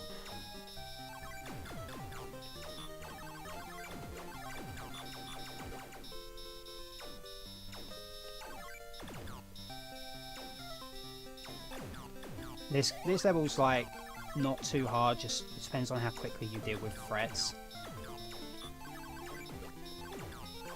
If you don't deal with it as soon as possible, it will creep up on you.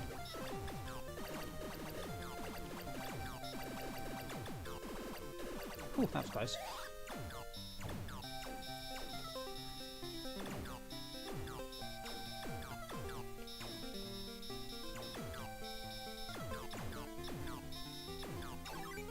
So this will be sort of the checkpoint of this bit, so if I die here, I'll respawn here, for better or worse. Sometimes like having checkpoints is actually worse, because you just don't have time to build power-ups like you do at the start of a level. But, you know. Okay, so far so good. Get rid of that quickly. Get rid of that. Okay, brilliant. Nice. That was quite neat. Quite tidy, that.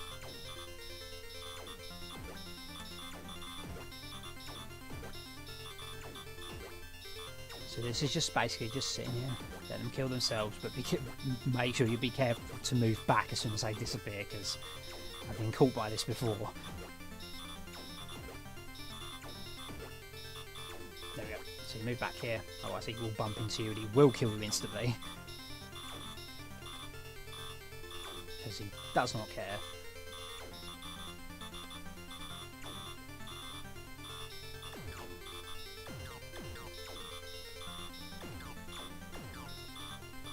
There we go. Cool. And we want lasers now, really, again.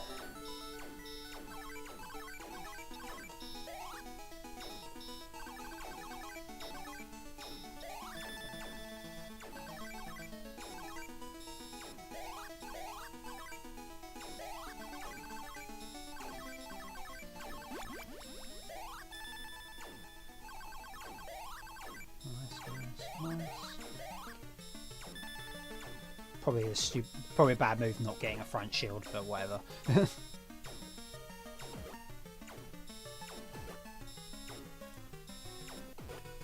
probably practice Gradius II at some point as well, because I'd like to get good at that one day.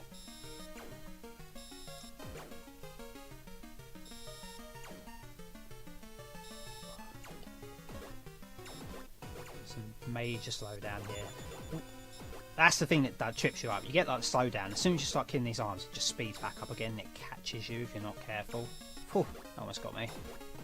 Sometimes it's best just not to do anything at all. But maybe if I get good at Gradius II, I'll go through that as well on the stream. Who knows? Ooh. It's just a little bit terrifying.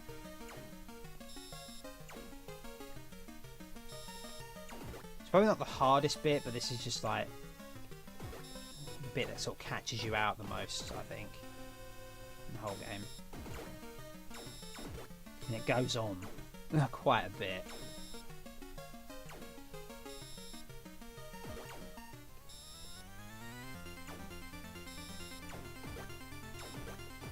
Yeah, and the boss is just more of these, or sub-boss. But if you take too long, they just sort of move on their own. Guess I didn't want you to take up the arcade showing off, dodging out of the way of these all the time.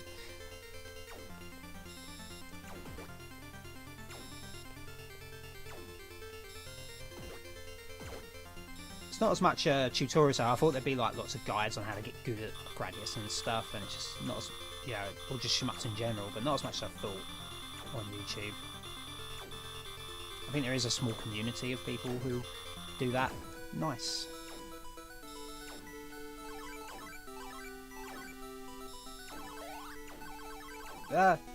Phew.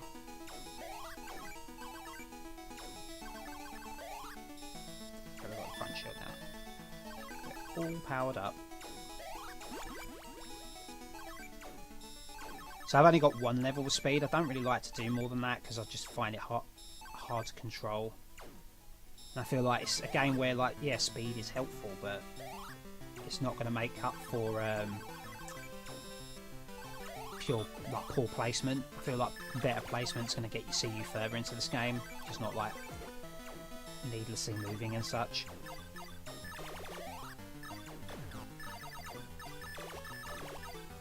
Nearly there now, just a couple more levels. We're level and a half.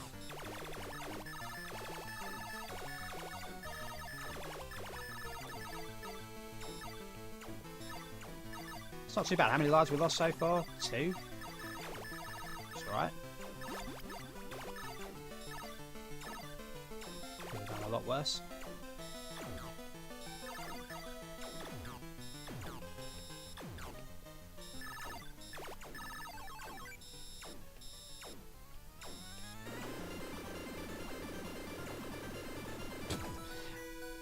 Yep. He's hard. Okay, so I believe this is the final level. Hey, we've got 31 lives. We've got +1 on the Konami code.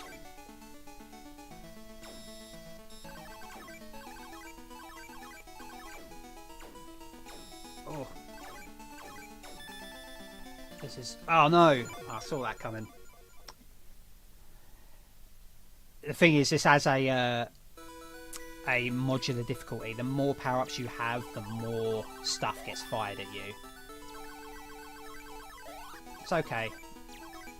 It's not too bad still. I don't know why I picked up that power-up though. It's alright. It's doable.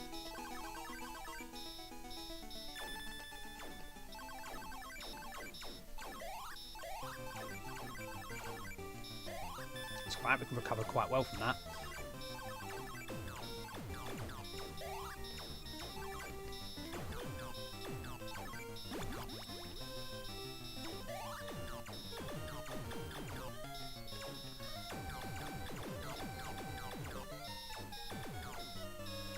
Trick here is to move forward early because they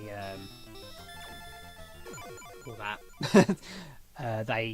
those things spawn when you get close to them, but if you wait you just sort of get overwhelmed by it all.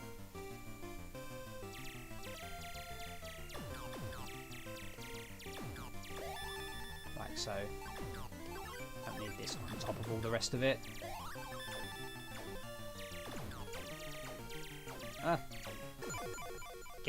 It can get a bit tough to get through here, but you know.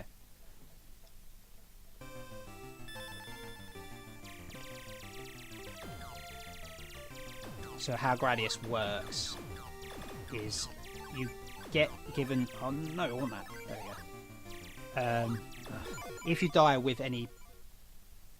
Oh really? I've only played a little bit of Parodier, which I think is the PAL version. But I really like Parodius from what I have played of it. I should play more. Maybe I should. Something I should do. Yeah, as long as you die with a power up on you, like with like one in your stock, you will come back with one. Doesn't matter how many you collect though. You know, one is the same as having all of them really. But I keep picking up double shot when I don't mean to.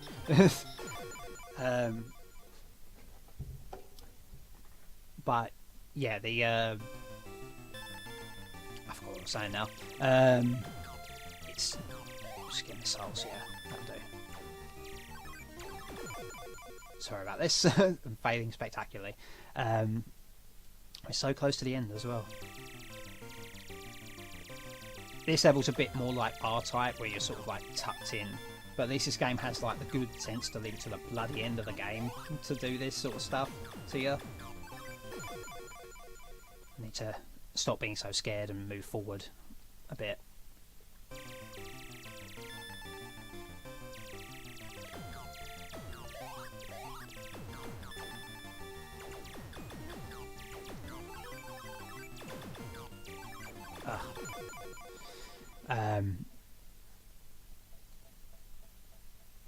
It's a shame that I lost that power up there, because that would have...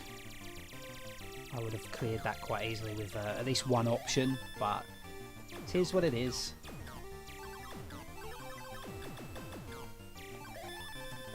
There we go, nice. It's not over yet though.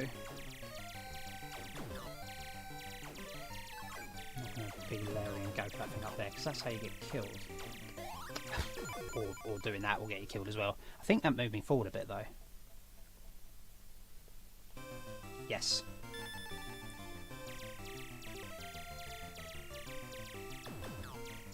Would have been nice to go through here with some more reasonable power-ups, because this can be a bit of a knob without them. We'll see. It's all about getting down here and being able to avoid shots quickly. There we go. That's quite nice.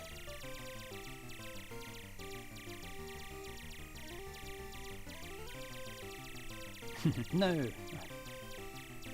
Thank you. Oh, picked up a power up. Shouldn't have done that. Or speed up rather. So close to the end now. They don't even bother. Oh, if you die here, they just don't send out that weird taser thing again. Don't know why not. But you know, I'm thankful for it. This is slightly less tedious. It's just picking the right time to slip through here. There we go. And unless I do something really stupid like hit the floor, this is the final boss. There you go. That's Gradius.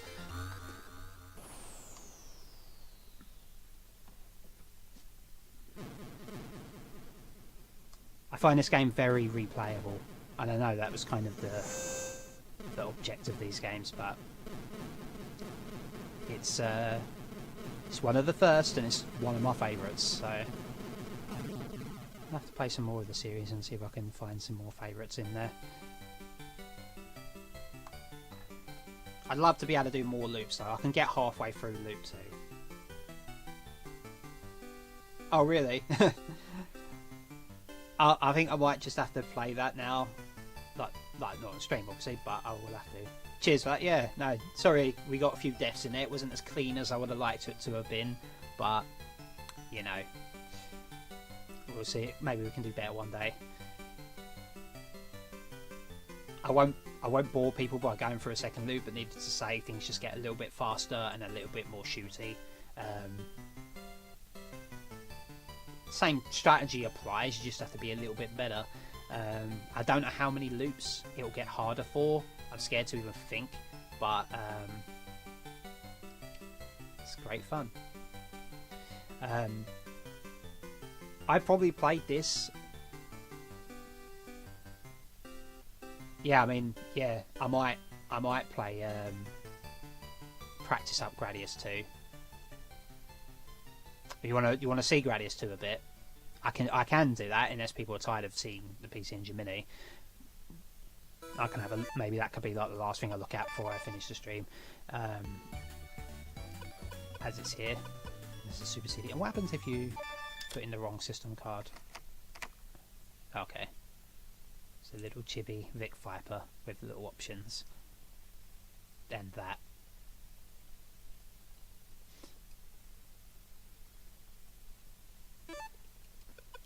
Let's play it properly then. Have a quick go. See if we can maybe beat the first boss or something.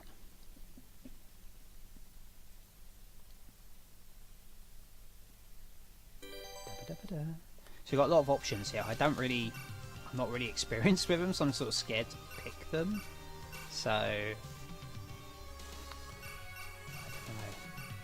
I like the ripple though. The ripple shot's really cool because from Salamander. We'll definitely have a little go with this. Destroy them all.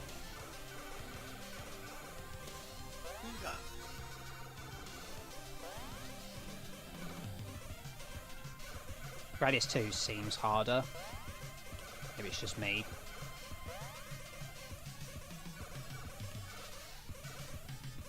Ripple laser.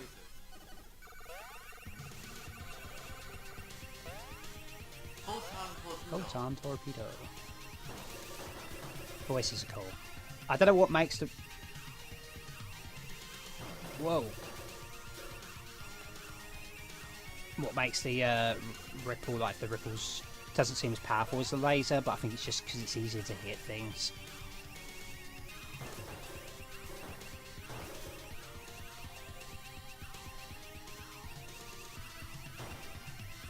Yeah, definitely.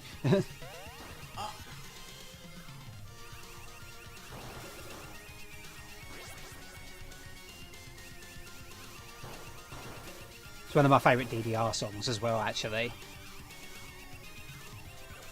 Can't remember what version of DDR it's in, but it's a cool version.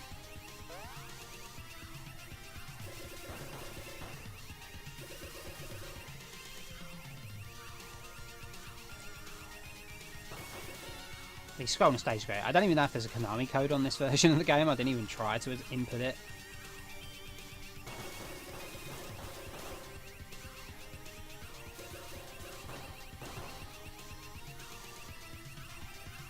Oh, is it in proper music as well? I guess that makes sense. Oh no! Oh. Like a boss.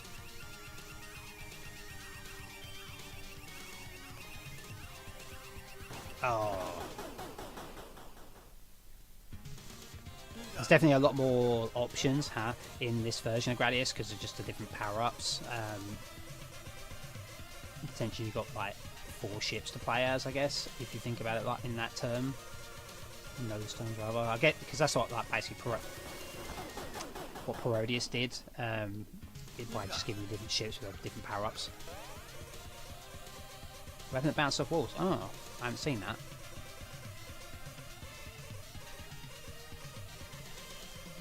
It's really hard to take these dragons out without the that one of the better lasers. There you go. So I feel enemies move a bit faster in this game, so I might need an extra speed up. I'm just worried about doing that.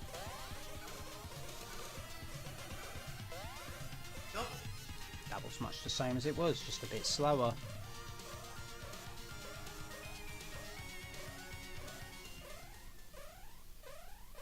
Shoot it in the head.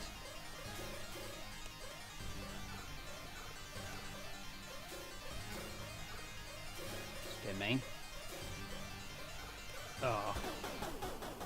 Definitely need practice at Gradius II.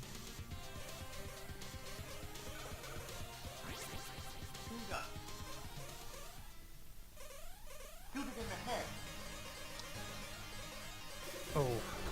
You need some practice. Oh, thanks, game.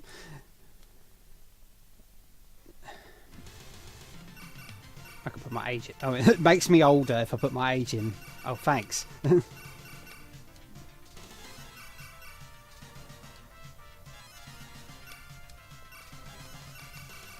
hope it saves my score. That's the only problem with the original game. It doesn't save your score. Just going to try the Konami code quick just to see if it works.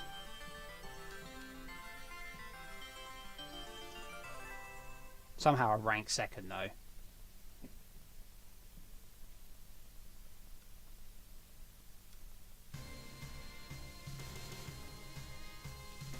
That's kind of a cool intro. Didn't even notice that. Salamander.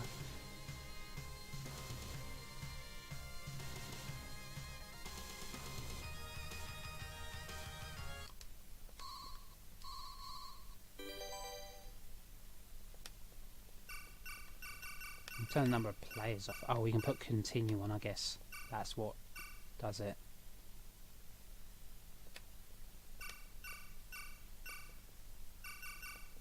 There is a way to... I think when you put the code in this one, to get the arcade version of it, it just puts certain rules on you that aren't in the home version.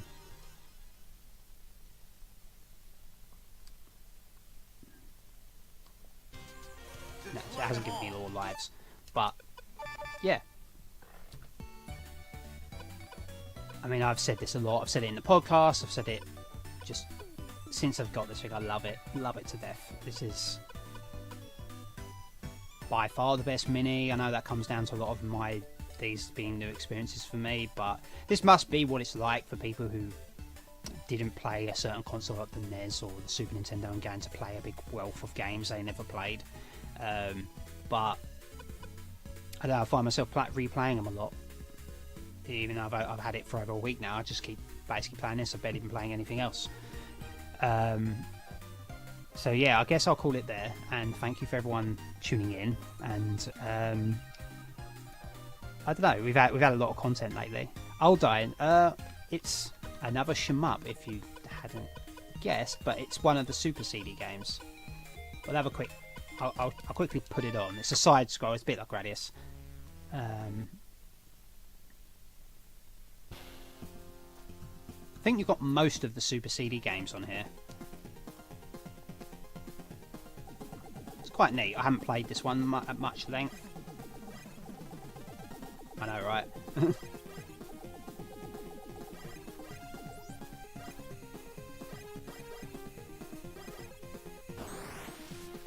Yeah, I know. Timing.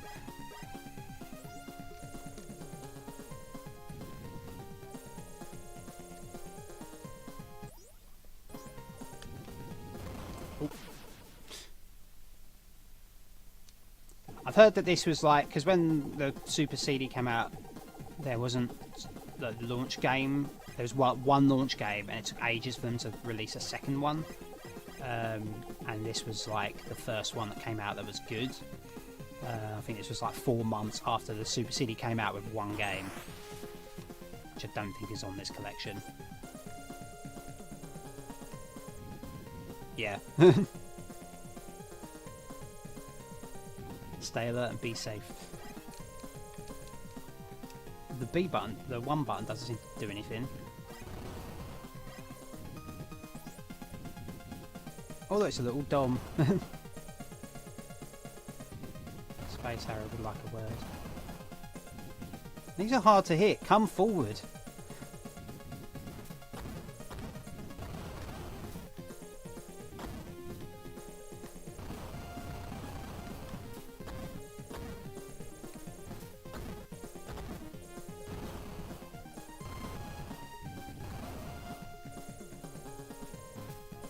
It's quite neat. I like it.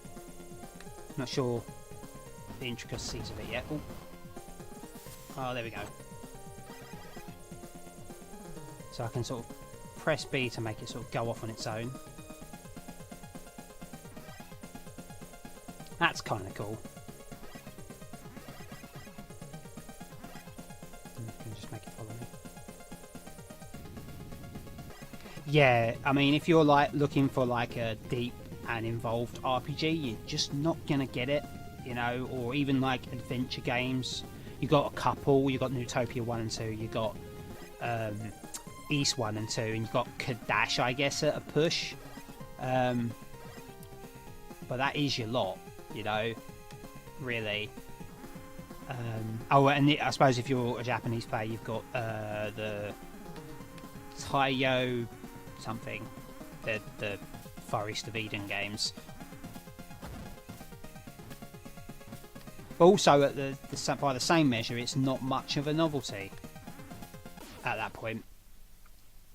Yeah, like the Dream. Yeah, very arcadey. Like I say, it's great to have something like this because it's the sort of thing you could just whack on, especially if you get more controllers. Like I say, we've got lots of Bomberman games on here. The multi-tap is practical to have, probably. If you it's just a case of, do you know enough people who are going to bother to buy this? Otherwise, you're just going to have to buy your own controllers. And at the moment, it's hard to do because you can get them from Japan still. They only sell the PC Engine colour, so that's a bit annoying. But maybe they'll make more. You never know. Or someone will, I don't know, 3D print a cover or something. But yeah, I love it. I think this is not even really that close. It's by far the best Mini. Like every other Mini is great. Don't get me wrong. Except maybe the PlayStation Mini. They all have their strengths. But like I say, there's so many ways to get those games. It just isn't this. Like there were a few that appeared on Virtual Console, but that was it. If you missed that, you know, window, or you know, like Switch ain't really doing it. There's nothing else. You know, like I suppose if you're a Japanese player, there's less impressive things to say about it, or even if you're American. Yeah, I mean, if this was going to be, if anyone was going to jump in with me, if they're happy to have arcade games, there's certainly a lot of shmups, and it's a no-brainer, you know. Yeah, it's expensive, but like, it's only as expensive as buying the 2 Psycho collections on the Switch, you know. And yeah, Psycho games are great, but I think I'd rather have this. So yeah, like it is the most expensive Mini, and you do only get one controller, which I do think is a bit of a. I know they're trying to show like, oh yeah, when you bought PC Engine in Japan, you only got one controller for that. It's like, yeah, that's not a good thing. But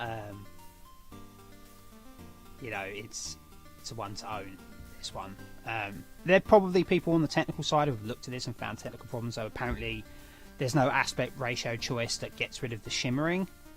I've not noticed it, and I'm quite sensitive to that kind of thing. So either people are more sensitive than me, or it ain't all that bad. You got a perfectly serviceable scanline option. You don't need any other filters, but that's not really something I would ever want. But I'm sure there are people who like to have like 2 times psi for some reason. But yeah, I recommend it. I don't. The only mini that I would sort of be hesitant to ever recommend to anyone would be the PlayStation 1, but they're so cheap now, and it is moddable, so, you know, I haven't done that myself, but apparently it is. The controllers are nice on the PlayStation Mini, I'll say that. Yeah, or the Turbo Express filter, yeah. I think the Mega Drive Mini is great. The only problem with the Mega Drive Mini is it's the most redundant of all of them, because you can so easily get Mega Drive games on everything. There's nothing really on there apart from Darius, which is it's not that great, and Tetris, which also not that great version of it. Other than that, it's not fantastic. Like, it's got fantastic games on it, but it's like it's not anything I couldn't have got elsewhere. And the Super Nintendo Mini, that's great, sure, I like it. Oh, I see a bit shimmering here. The SNES and the MES Mini are great. There are other ways. Yeah, it's got quite a not terrible dub as well when you watch it in English. But I mean, this is great value for money. Ys is one of my favourite games, like Ys 1 and 2, and almost worth it by itself, to be honest. Quite a lot of game there. If you like bump mechanics, and it's Yuzo Koshiro as well doing the soundtrack for this game.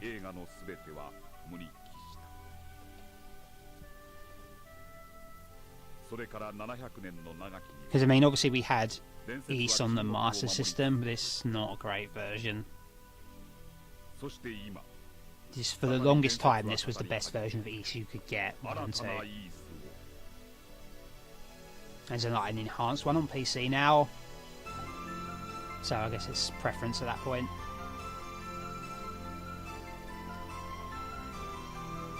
So yeah.